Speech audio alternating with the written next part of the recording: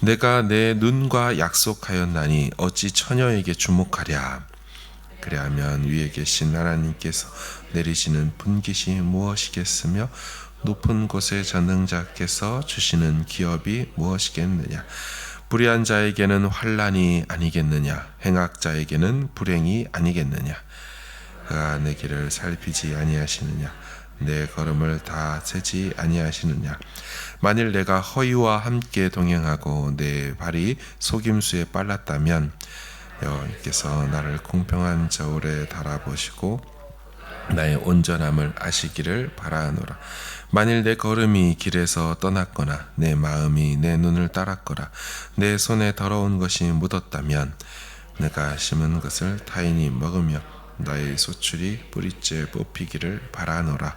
만일 내 마음이 여인에게 유혹되어 이웃의 문을 엿보아 문에서 숨어 기다렸다면 내 아내가 타인의 맷돌을 돌리며 타인과 더불어 동침하기를 바라노라.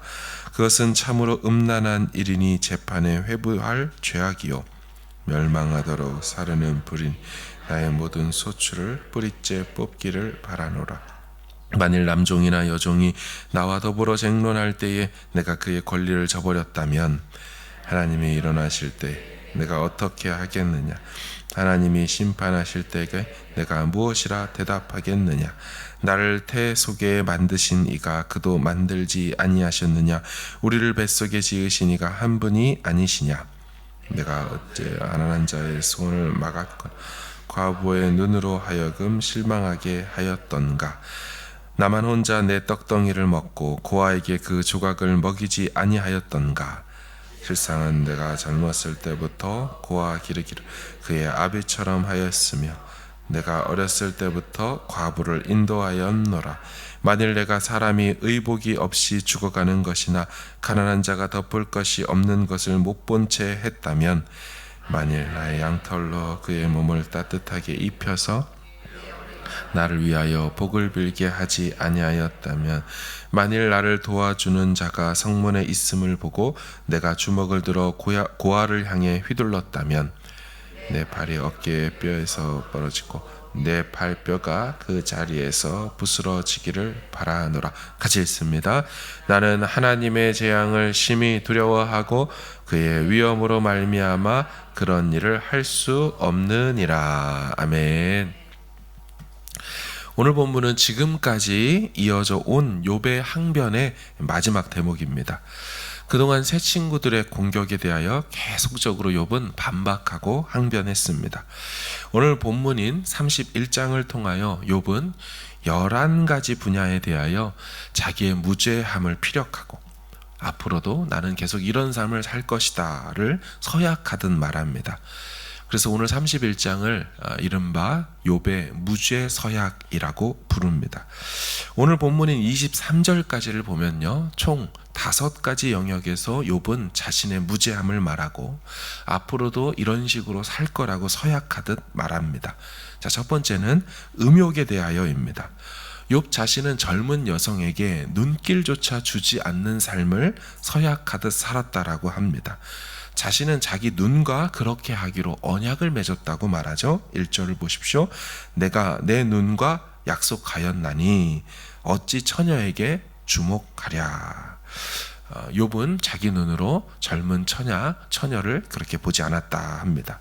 근데 여러분, 율법에는 젊은 여성 처녀에게 눈길도 두지 말라고 한 말씀이 없습니다. 그저 10계명에서 7계명 간음하지 말라가 있을 뿐이지 눈길도 주지 말라라고 말한 적은 없지요. 그런데 생각해보면 신약으로 넘어오면 비슷한 구절이 있습니다. 바로 예수님 말씀이 그렇죠. 마태복음 5장에 음욕을 품고 여자를 보는 자마다 마음에 이미 간음하였느니라. 예수님이 말씀하시는 음욕을 품고 보는 거, 그거 죄다라고 말한 적이 신약에 가면이 있습니다. 욥은 어찌된 일인지 시대를 넘어 신약에 사는 것처럼 지금 예수님의 기준에 맞추어 살았다라고 말하고 있는 거죠. 자신은 행동과 행위로 저지르는 범죄인 7계명 간음하지 말라 뿐만 아니라 자기 마음마저도 자기 눈마저도 하나님 앞에서 철저하게 지키며 살아왔다라고 합니다. 만약 자신이 그런 일을 했다면 하나님께 받을 것이 환난과 불행이라는 벌밖에 없을 거라며 결코 그런 적이 없다라고 다짐하듯 서약하듯 말합니다. 자, 두 번째 영역은 속임에 대하여입니다. 5절을 보시면 만일 내가 허위와 함께 동행하고 내 발이 속임수에 빨랐다면, 자, 욥은 허위와 속임수에 대해서 자기 그런 일 한 적 없다라고 말하죠. 이 허위로 번역된 히브리어는요, 거짓말로 자신이나 상대를 속이는 걸 말하죠. 지키지 않는 맹세, 재판장에서의 거짓, 진술, 무가치하고 허망한 것들, 속임과 거짓으로 인한 재난과 파괴의 것들, 이런 것들을 지칭할 때 나옵니다. 에스겔 선지자는 이 단어를 거짓 예언으로 하나님의 백성을 현혹시킬 때 이런 말을 썼습니다.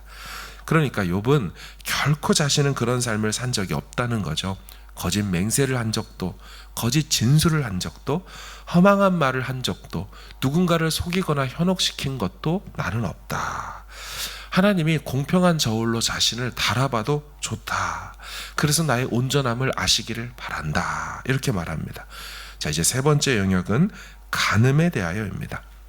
1절에서는 이 처녀가 등장해서 처녀, 결혼하지 않은 처녀에게 눈길 안 줬다고 말하면, 세 번째에는 일반 여자, 문맥상으로 결혼한, 혼인한 여자에 대해서 말합니다. 9절을 보시면 만일 내 마음이 여인에게 유혹되어 이웃의 문을 엿보아 문에서 숨어 기다렸다면, 욥은 자기 마음이 유혹되어 다른 아내를 어떻게 하려고 숨고 매복해서 어떤 일을 행했다면 그 벌, 내가 받아도 좋다라고 말합니다. 그러면서 하는 말이 10절에 내가 그랬다면 내 아내가 타인의 맷돌을 돌리고 타인과 더불어 동침하기를 바란다라고 말하죠. 그러니까 자기가 남의 아내에게 나쁜 짓을 했다면 자기 아내가 하녀가 되어서 남의 집에서 맷돌 돌리는 일을 하거나 자기가 행한 그 행동을 그대로 내 아내가 받아도 좋다라고 말하죠. 이 말은 정말 그렇게 되기를 바란다는 것이 아니라 나 욥은 절대로 그런 일이 없다라고 말하는 거죠. 욥은 이 같은 성적인 범죄를요 더 끔찍하게 바라보고 있습니다. 11, 12절을 보십시오. 그것은 참으로 음란한 일이니 재판에 회부할 죄악이다. 12절 멸망하도록 사르는 불이니 나의 모든 소출을 뿌리째 뽑기를 바란다.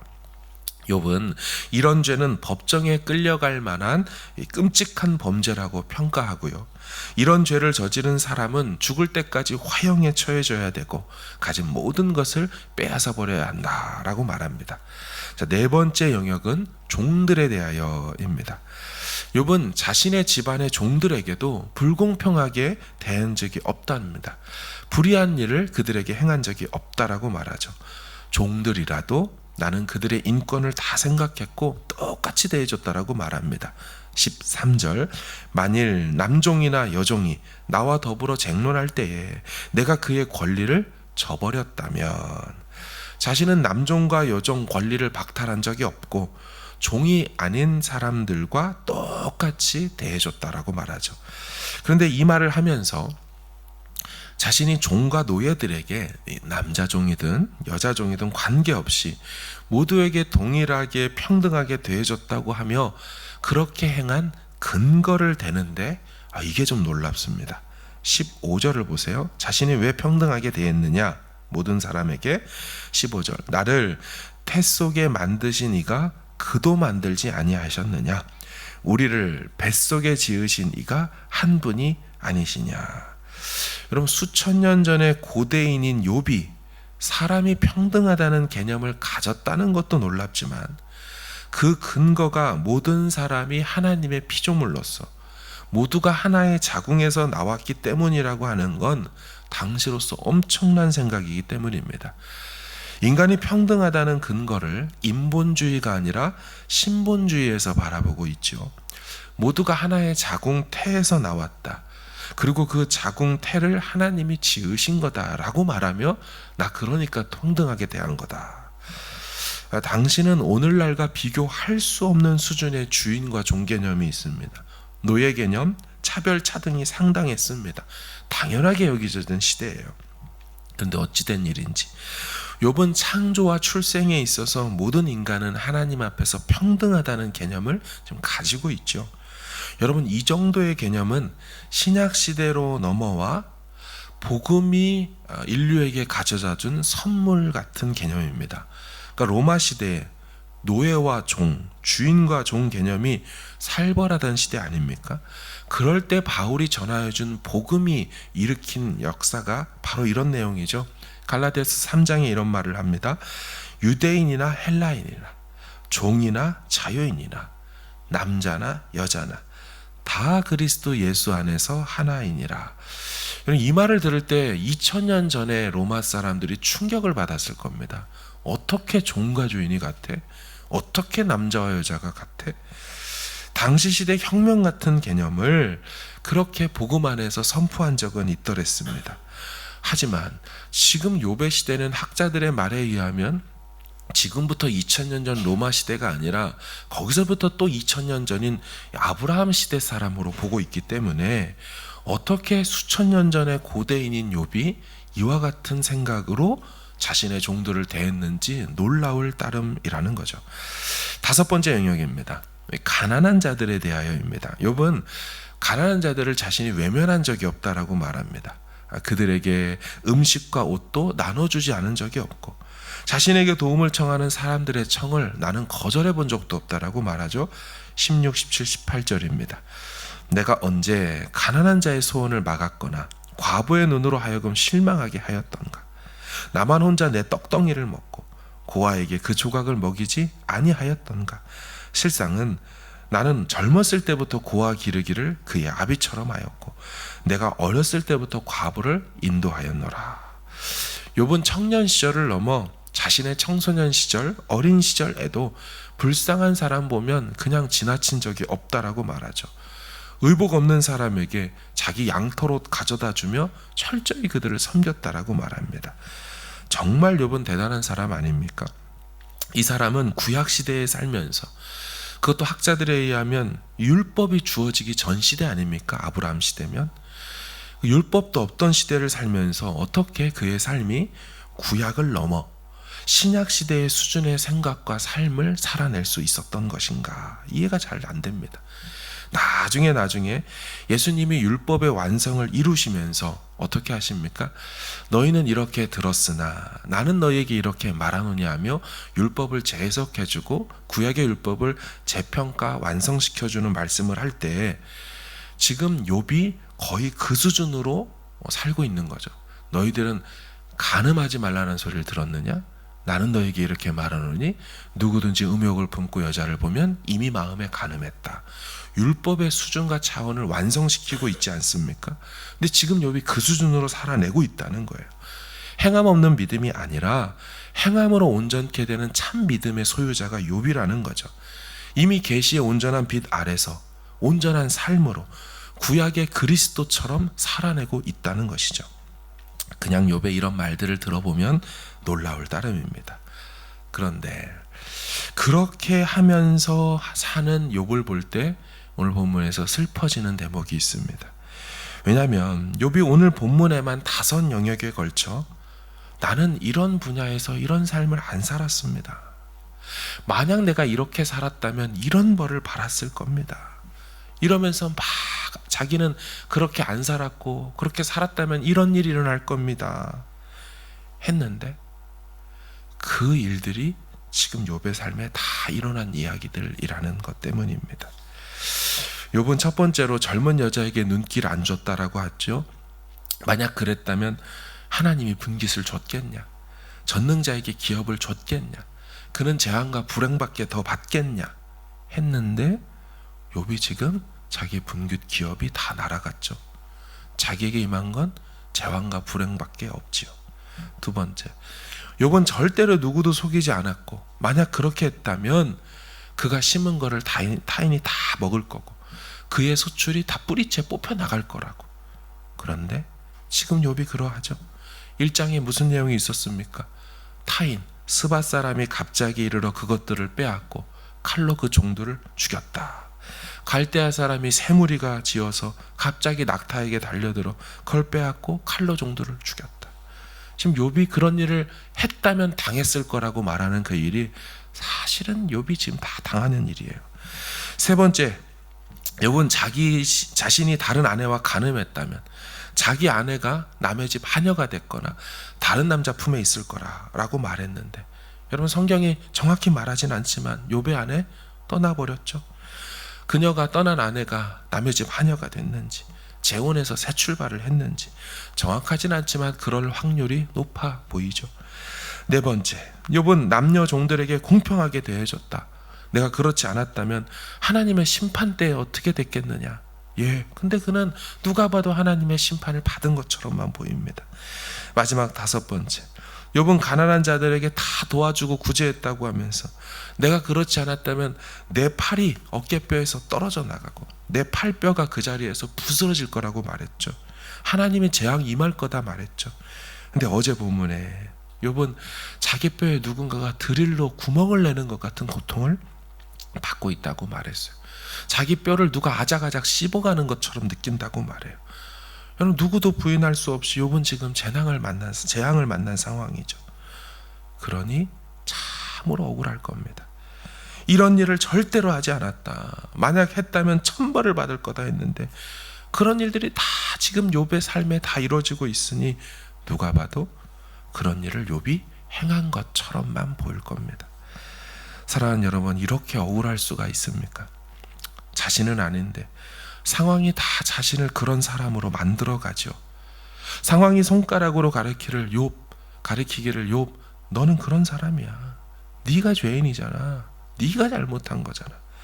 사람들이 손가락으로 가리키기를 이 상황을 보고도 네가 어떻게 그런 말을 할 수 있냐 라고 말합니다. 사랑하는 여러분, 살면서 이런 일이 있을 수 있습니다. 슬프지만 정말로 이런 일이 일어날 수 있습니다.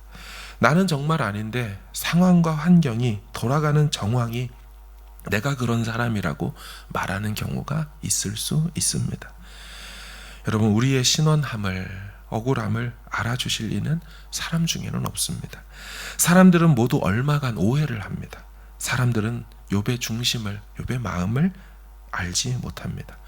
그래서 오해를 당할 수 있고 억울한 일도 당할 수 있습니다. 그래서 말입니다. 너무 억울해하지 마시길 바랍니다. 하나님이 아시면 족하지 않겠습니까? 하나님만 알아주신다면 족하지 않겠습니까? 그날에 그분 앞에서 말하기로 합시다. 그날에 그분께서 말해주시는 걸 듣기로 합시다. 그래서 욥 인생을 담아 만든 노래 가사, 우리가 잘 부르는 노래 뭐라고 합니까? 나의 의로움이 되신 주. 내가 무죄한 것, 내가 그렇게 살지 않았다는 걸 알아주실 분은 주님 당신밖에 없고, 나의 길이 되신 주, 나의 길 오직 그가 아시나니 나를 단련하신 후에 내가 정금같이 나올 거라는 욥의 이 고백이 그 노래 가사에 담겨 있듯이 우리도 우리의 삶을 주님 앞에 이 가사처럼 담아서 주님이 아시면 족합니다. 주님이 보고 계셨지 않겠습니까? 주님만 아시면 충분합니다. 그렇게 고백하고 하나님 앞에 정직함으로 이 삶의 태도, 욥은 지금 다짐서약을 했다라 그랬죠. 나는 과거에도 그렇게 안 살았지만 지금 이 상황에서도 그 스탠스를, 그 자세를 그대로 유지하며 계속해서 살아갈 거다라고 고백했듯이 우리의 삶에서도 어떤 오해를 받는다 할지라도, 상황과 정황이 뒷받침해주지 않는다 할지라도 나의 의가 되신 그분 바라보며 변함없이 한 길 걷는 우리 모두 되길 주의 이름으로 축원합니다. 아멘.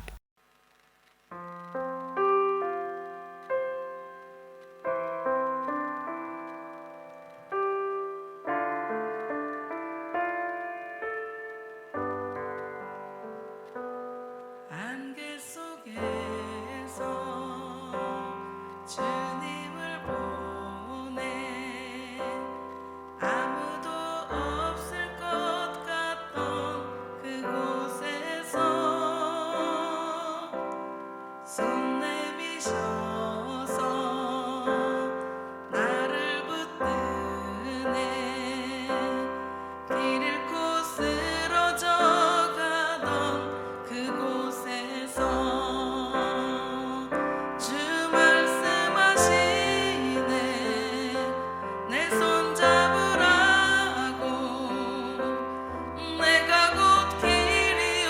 질